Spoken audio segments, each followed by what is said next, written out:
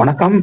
பாட்டாளி மக்கள் கட்சியில நடக்கிற போட்டி கூட்டம், போட்டி தலைமை, போட்டி பேட்டி இத பத்தி தான் இப்ப நம்ம பேச போறோம். இது எந்த அளவு போயிட்டு இருக்குன்னா, ரொம்ப இத சரி பண்ண முடியாத அளவுக்கு சீனியர் ராமதாஸுக்கும், அன்புமணி ராமதாஸுக்கும் உள்ள பிரச்சனை கட்சிய படு பாதாளத்துக்கு கொண்டு போயிருக்கு அப்படிங்கிறத பார்க்கிறோம்.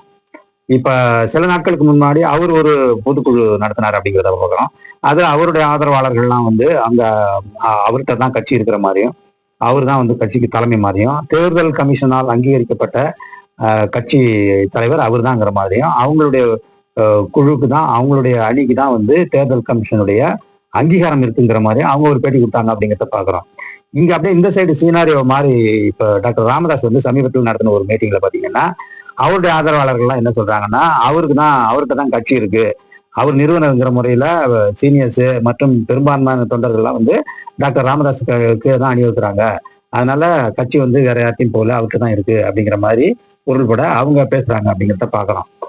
ஆக ரெண்டு சைட்லயுமே கிளைம்ஸ், கவுண்டர் கிளைம்ஸ் அதிகமா போயிட்டு இருக்கால கட்சிக்கு தான் இது மிகப்பெரிய ஒரு பாதிப்பை ஏற்படுத்தும் அப்படிங்கிறதான் நடுநிலையான ஊடகவியலாளர்கள் சொல்ற ஒரு கருத்து. ஏன்னா அந்த கருத்துல இப்ப நம்மளும் உடன்பட்டு தான் ஆகணும். என்ன விஷயம்னா, தொடர்ந்து இவங்களுக்குள்ள நடக்கிற இந்த போட்டி விஷயங்கள் எல்லாமே கடைசியா எங்க போய் நிக்கும்னா, கட்சியினுடைய தொண்டர்கள் மத்தியில தான் இது மிக பாரதூரமான விளைவுகளை ஏற்படுத்தும் அப்படிங்கறதான் நம்ம அப்படித்தான் நம்ம அதை புரிஞ்சுக்க முடியும்.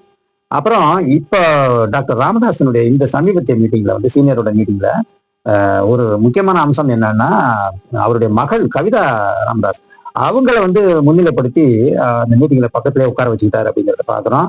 அதே மாதிரி அவங்கள பெருமைப்படுத்துற மாதிரி சில விஷயங்கள்லாம் அந்த கட்சி தலைவர்கள் தொண்டர்கள் மத்தியில நடந்தது அப்படிங்கிறதையும் பாக்குறோம்.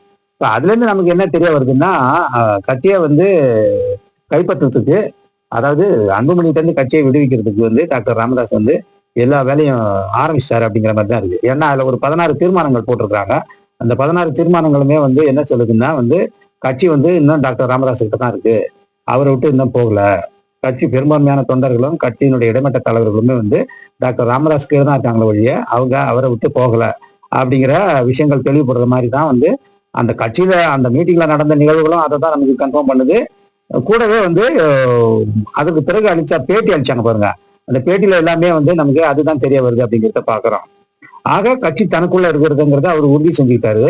இப்ப இன்னும் வெகு விரைவில் அன்புமணி ராமதாஸ கட்சியை விட்டு வெளியே தள்ளுறதுக்கான எல்லா நடவடிக்கையும் டாக்டர் ராமதாஸ் மேற்கொள்வார் அப்படிங்கிறதான் இப்ப அங்கிருந்து வருகிற தகவல் நமக்கு தெரிவிக்கின்றன. அங்க இப்ப அதற்கான ஏற்பாடுகள்லாம் தொடர்ந்து நடந்துட்டு இருக்கு. நேரடியா அவர் கட்சியை விட்டு நீக்கிட்டு கட்சி பொறுப்புகளை எல்லாமே தன்னுடைய மகள் வழி அந்த பேரன்களுக்கு எல்லா மகள் யாரு கை கட்டுறாங்களோ அவங்களுக்கு கொடுத்து அவங்களுடைய ஆதரவாளர்களை சப்போர்ட் பண்ணி அதன் மூலமாக அப்பாயின்ட் எல்லாம் பண்ணி இவன் எம்எல்ஏ சீட்டு கூட இவங்க டாக்டர் ராமதாஸோடைய ஆட்களுக்கே நிறைய பேருக்கு எம்எல்ஏ சீட்டு கொடுத்து அதன் மூலம் கட்சியை தன் வசப்படுத்துறதுக்கு கைப்பற்றுறதுக்கு முயற்சி பண்றாரு, அன்புமணிகிட்ட இருந்து கட்சியை விடுவிக்கிறதுக்கு முயற்சி பண்றாரு அப்படிங்கிற மாதிரி தான் அங்கிருந்து நமக்கு நம்ம அதை தான் யூகிக்க முடியுது. இதுல இன்னும் ஒரு முக்கியமான ஒரு அம்சம் என்னன்னா, இந்த மீட்டிங்ல அன்புமணியை எந்த அளவு ஒதுக்க முடியுமோ, அவரை நீக்கி வைக்க முடியுமோ அந்த அளவுக்கான நடவடிக்கைகள் தன்னுடைய ஆதரவாளர்கள்கிட்ட முடுக்கி விட்டுட்டாரு சீனியர் ராமதாஸ் பார்க்கும். அதனால ஒரு தலைவர் ஜி.கே. மணியா இருக்கட்டும், இல்ல கூத்தா அருள்மொழியா இருக்கட்டும், இவங்க எல்லாமே பேட்டியில மிக தெளிவா என்ன சொல்றாங்கன்னா, இந்த கட்சி இன்னும் சீனியர் ராமதாஸ் கிட்ட தான் இருக்கு, அவர் தான் கட்சியினுடைய நிறுவனங்கிற முறையிலையும் கட்சியினுடைய சீனியருங்கிற முறையிலையும் அவருக்காக தான் கட்சியிலே நிறைய தொண்டர்கள் இருக்கிறவங்க, அதனாலையும் கட்சி கண்டிப்பா அவர்கிட்ட தான் இருக்கு, அவர் கண்ட்ரோல்ல தான் இருக்கு, கட்சி அவர் கையை விட்டு இன்னும் போகல அப்படிங்கிற மாதிரி இவங்க கிளைம் பண்றாங்க. இந்த மீட்டிங்க்கு அப்புறம் கொடுத்த பேட்டியில எல்லாம் இந்த மாதிரியான ஒரு கிளைம் தான் வருதுங்கிறத பாக்குறோம். வேற அந்த சைட்ல பாத்தீங்கன்னா பாலுவை வச்சு அன்புமணி என்ன பேட்டி கொடுத்து வைக்கிறாருன்னா, நாங்க தான் அபிஷியலான கட்சி, ஏன்னா தேர்தல் கமிஷன் யார் அங்கீகாரம் பண்றாங்களோ அவங்க தானே கட்சியை நடத்த முடியும், அவங்களுக்கு தானே அதிகாரம் இருக்கு, சட்டப்பிரகாரம் அதிகாரம். ஆகவே அன்புமணி ராமதாஸ் தான் தேர்தல் கமிஷன் அங்கீகரிக்கப்பட்ட தலைவர்ங்கிறதால அவருக்கு தான் வெயிட் இருக்கு, அவருடைய ஆதரவாளர் எங்களுக்கு தான் கட்சி மேல உரிமை இருக்கு அப்படிங்கிற மாதிரி அவங்களும் தொடர்ந்து பேட்டிகள்ல கிளைம் பண்ணிக்கிட்டே இருக்காங்க அப்படிங்கிறத பார்க்கலாம்.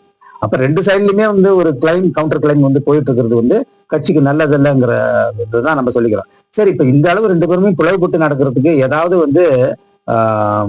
கொள்கை ரீதியான காரணமாக அல்லது கட்சியின் கருத்தியல் ரீதியமா அது சம்பந்தமான ஏதாவது ஒரு மிஸ் அண்டர்ஸ்டாண்டிங்கா, இல்ல கட்சியினுடைய நோக்கங்களுக்கு விரோதமா ஒருத்தர் போறாரு அதனால இன்னொருத்தர் தனி அணி திரட்டுறாரு அப்படிங்கிற மாதிரி எல்லாம் இருக்கான்னா கிடையவே கிடையாது.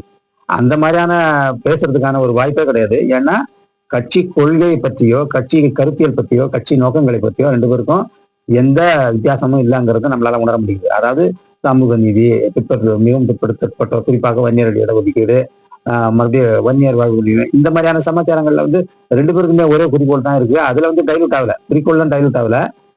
இந்த அடிதடி என்பது அல்லது இந்த கருத்து முரண்பாடு என்பது அல்லது இந்த கருத்து வேற்றுமை அல்லது இந்த மிஸ் அண்டர்ஸ்டாண்டிங் என்பது எல்லாமே வந்து பாத்தீங்கன்னா ஒரே ஒரு விஷயம்தான். என்னன்னா கட்சியினுடைய தலைமை பொறுப்பை யார் கைப்பற்றுவது, சரஸ்வதி அறக்கட்டளையுடைய சொத்துக்களை யார் நிர்வகிப்பது, அதனுடைய அதிகாரத்தை தன் கைக்குள்ள வைக்கிறது யாருங்கிறத இந்த அதிகார போட்டி, சொத்து போட்டி, அதே மாதிரி தலைமை போட்டி தானே ஒழிய இது ஒரு ஈகோன்னு சொல்ல முடியாது. ஈகோக்கு மேல, ஏன்னா இதுல பல கோடி ரூபாய் சொத்துக்கள் இதுல அடங்கி இருக்கு. இந்த கட்சியும் சரி, இந்த கட்சியினுடைய அறக்கட்டளை சரஸ்வதி அறக்கட்டளையும் சரி, சொத்து பத்து ரொம்ப அதிகமா இருக்கு. கோடிக்கணக்கில் சொத்துக்கள் புரள்ற ஒரு இந்த நிறுவனமா இருக்கிறதுனால இவங்க ரெண்டு பேருடைய கண்ணுமே வந்து அந்த சொத்து மேலதான் இருக்கு அப்படிங்கிறது தான் நம்மளால புரிஞ்சுக்க முடியுது. ஏன்னா சொத்து ஆசை இல்லைன்னா இவர் வன்னியர் அறக்கட்டளைன்னு இருந்தது அப்படியே விட்டுருக்கணும்ல. எதுக்கு சரஸ்வதி அறக்கட்டளைன்னு ராமதாஸ் மாத்தினாரு? அதுவே பெரிய தப்பு. அதுவே நிறைய வன்னியர்களுக்கு அந்த விருப்பம் கிடையாது அந்த மாதிரியான ஒரு மாற்றத்துல. அப்படி இருக்கும்போது இப்ப நடக்கிற அடிதடி சண்டை என்பது அல்லது இந்த பிரச்சனை என்பது முழுவதுமாக இது சொத்து சார்ந்த பிரச்சனை தான், அதிகாரம் சார்ந்த பிரச்சனை தான், தலைமைத்துவம் சார்ந்த பிரச்சனை தானே ஒழிய இவங்கள வந்து வேற எந்த முரண்பாடும் இல்லை அப்படிங்கிறத நமக்கு தெரிய வருது. இதுல இன்னொரு கோணம், அன்புமணியை வந்து ராமதாஸுக்கு இப்போதைக்கு சமீப காலங்களில் பிடிக்காத காரணம் என்னன்னா, அன்புமணி சுத்தமா சௌமியா அன்புமணி பேச்சை கேட்டுக்கிட்டு கட்சியில பிளவு உண்டாக்குறாரு. அவங்க அன்புமணி என்ன பண்றாருன்னா, சௌமியா அன்புமணி மற்றும் அவங்க குடும்பத்து உறுப்பினர்கள் பேச்சை கேட்டுக்கிட்டு உறுப்பினர்கள் அப்பாயின்ட் பண்றது, பதவி கொடுக்கறது, இல்லை பதவி விட்டு நிற்கிறது, இதெல்லாமே தன்னுடைய மனைவி பேச்சு கேட்டுக்கிட்டு தான் வந்து கட்சியை இது மாதிரி நாசம் பண்ணிட்டு இருக்காரு தன்னுடைய மகன்கிறது இவருடைய குற்றச்சாட்டு. இன்னொரு அதிமுகமான குற்றச்சாட்டு வந்து, இவருக்கு சின்ன வயசுலேயே நம்ம மந்திரி பதவியோ கட்சி பதவி எல்லாம் கொடுத்து பார்த்தோம். ஆனா அதை வச்சு அவர் வந்து கட்சியை முன்னேற்றுவதோ கட்சியை வந்து ஒரு மேல்நிலைக்கு கொண்டு போறதுக்கோ எந்த முயற்சியும் எடுக்கல. அதை விட்டுட்டு வந்து அவர் தன்னுடைய முதல்ல ஊழல் பண்ணி இவரை யார் மாட்டிக்க சொன்னது? மருத்துவக் கல்லூரி ஊழல்ல இவர் மாட்டாம இருந்திருக்கணும் இல்லையா? மாட்டிட்டு இப்ப வந்து அதை கட்சி பேர்ல சுமத்தும் போது கட்சி ஏன் அவருடைய ஊழலை சுமக்கணுங்கிறது இவருடைய இது குற்றச்சாட்டு. அதே சமயம் கட்சியில வந்து அவர் தலைமை பண்பு எடுத்த பிறகு படு தோல்விதான், தொடர்ந்து தோல்விதான் இருக்கு அப்படிங்கிறது வந்து ராமதாஸோடைய கணிப்பு. ஆக அப்படி ஒரு தலைமைத்துவம் இல்லாத ஒரு கட்சியை வந்து வெற்றி நிலைப்பாட்டுக்கு கொண்டு போக முடியாத ஒரு தலைமையை நம்ம ஏன் கொடுக்கணும்?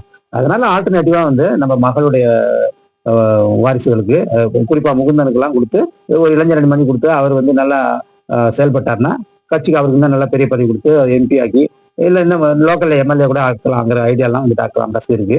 ஆக வந்து இப்ப இந்த போட்டி கூட்டங்களுடைய இப்ப தற்போதைய நிலவரம் என்னன்னா, கட்சியை வந்து தன் கட்டுப்பாட்டுக்குள் வைத்திருப்பதாக சீனியர் ராமதாஸ் அவர் வந்து மக்களுக்கு தெரிவிச்சிட்டாரு, அவங்க கட்சி தொண்டர்களுக்கு. ரெண்டாவது, தன்னுடைய மகளை வந்து இந்த இடத்துல கொண்டு வந்து அன்புமணிகிட்டேருந்து கட்சியை விடுவிக்கிறதுக்கு, அன்புமணியை டம்மி பண்றதுக்கு தன்னுடைய மகள் வைத்து வாரிசுகளை வச்சு கட்சியை வளர்க்கலாங்கிற முடிவுக்கும் இவர் வந்துட்டாரு அப்படிங்கிறதையும் பாக்குறோம். அதே சமயம் வந்து கட்சி தன் கட்டுப்பாட்டில் தான் இருக்கு, அது அன்புமணியால ஒன்றும் பண்ண முடியாது கட்சியை அப்படிங்கிற மாதிரியான அந்த கருத்து வெளிப்படுற மாதிரி தான் அவருடைய நடவடிக்கைகள் இருக்குங்கிறத நம்ம பாக்குறோம். இது ரெண்டு பேருடைய நடவடிக்கையுமே வந்து நல்லது கிடையாதுங்கிறது தான் நம்ம இந்த நேரத்தில் சொல்லிக் கொள்ள கருத்து.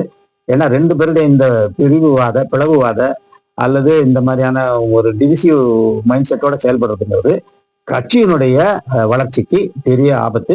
கட்சி ஒரு பெரிய அழிவை நோக்கி, ஒரு பெரிய டேமேஜை நோக்கி, சரி பண்ண முடியாத அளவுக்கு டேமேஜை நோக்கி கட்சி போயிட்டு இருக்கு அப்படிங்கிறது தான் நம்ம இந்த நேரத்தில் சொல்லிக் கொள்றது ரொம்ப கருத்தாகும். இன்னொரு அமர்வுல வேற ஒரு இடத்தை பார்ப்போம். நன்றி, வணக்கம்.